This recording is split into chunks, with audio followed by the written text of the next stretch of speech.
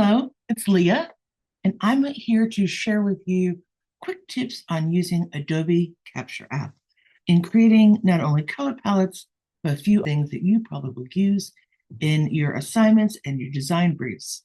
So let's get right to it.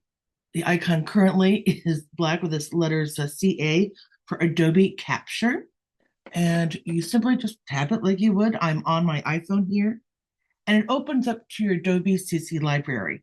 And basically, you can have as many libraries as you want. I tend to do it by year, 2025 art assets. So in there, I have shapes and patterns and things like that. I have gone and made many different patterns and works here. So let's get right to creating a palette. So simply press the bottom button there that says create, and we're going to scroll and create color there. Now, whenever you see this pink, that's my thumb touching the screen. So at least you can sort of follow the mouse. So let's just hit create. Below are beautiful swatches based on material that Lila beautifully curated for her brand new class, Color Quest, over at makeartthatsells.com. And let's say that is what we like, or maybe not. Now, if you notice when you first open up the camera, I think you probably have to give permission. You'll see that the colors are sort of bouncing around, right? Well, as soon as you tap the screen, they'll freeze for a hot moment. And now you can adjust, though I love, I'm going to screenshot that just a second, which I always would recommend, by the way, too, for a different reason. That's just to protect your own artwork.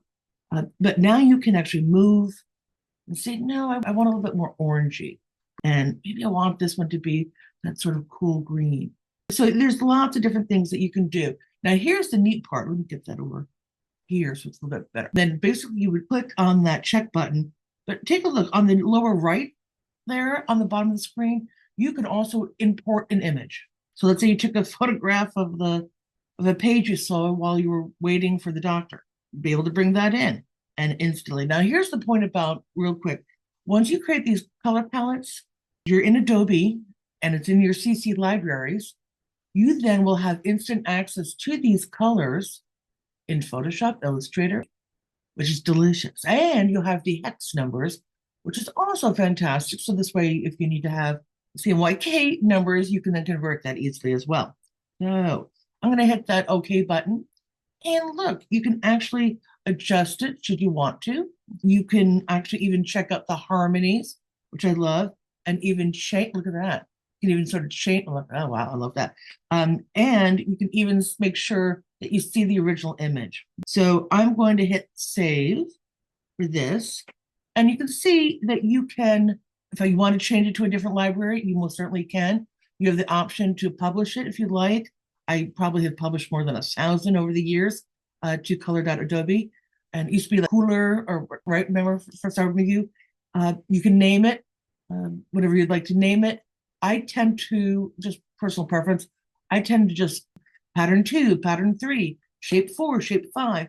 So it's just easier for me to keep because I tend to do a lot. So we're in 2025 art assets, which is what I'd like to keep it in.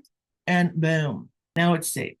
I've also got a few quick requests for how to create vector shapes. And this is so quick. In fact, I basically no longer use the scanner. I will for certain things, of course. I'm going to hit that button for creating the shape.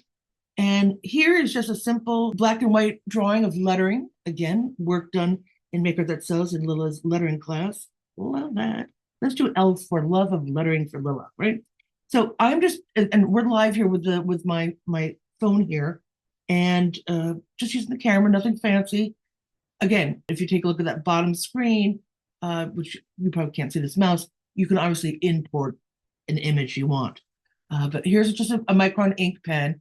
And if you notice, as I adjust this, you can even affect the quality or how you want the vector to look. So I'm going to choose that right there.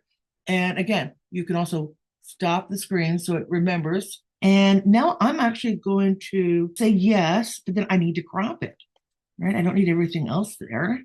And I'm just using my thumb to easily crop. Imagine that you're doing, a lot of this you have to have done bring it into Photoshop or Illustrator and trace, etc.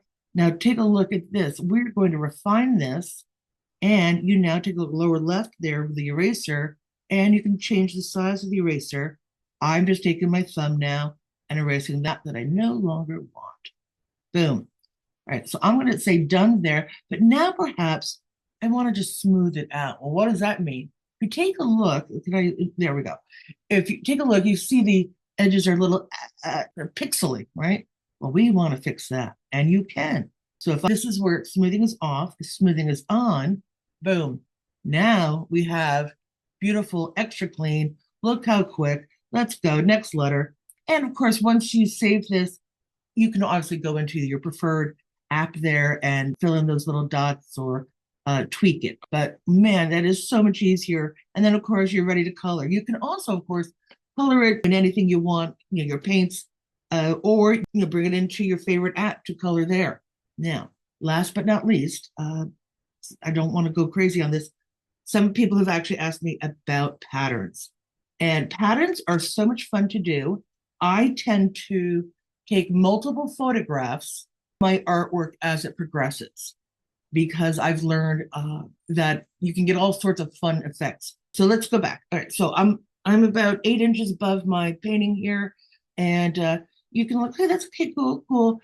If you touch that third button at top, you now can change basically your standardized pattern shapes. And I won't get into all the different names right now, but this really helps some people to help start the process of your fun pattern. I do want to show you some really neat things that you can do. Whoopsie, it looks like I'll do some really interesting things. You can see how nice it can change immediately. And I recommend to screenshot at this point, and I'll tell you why later in a hot minute.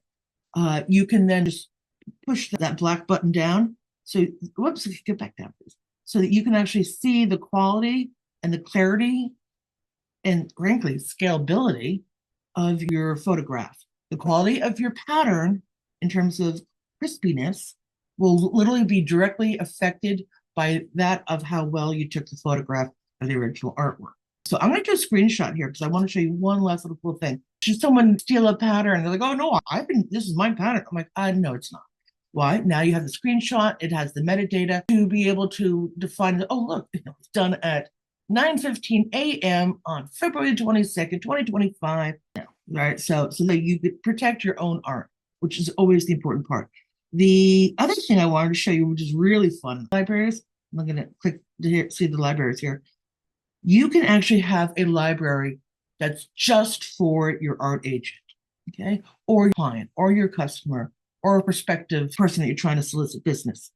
So you can actually forward and give a link, better I think in Photoshop or Illustrator, to your CC library that's very specific for the work that you want that agent to see. And here's the delicious part. Instead of sending attachments to your email, now you can actually send the link and they will actually have access to literally those images within your library and at the quality that you want to see without having to wait for the file to be basically crunched. So that was my tips for today. Let's go finish our work in Make Art That Sells. Have a great day and get creating. Let the creativity begin.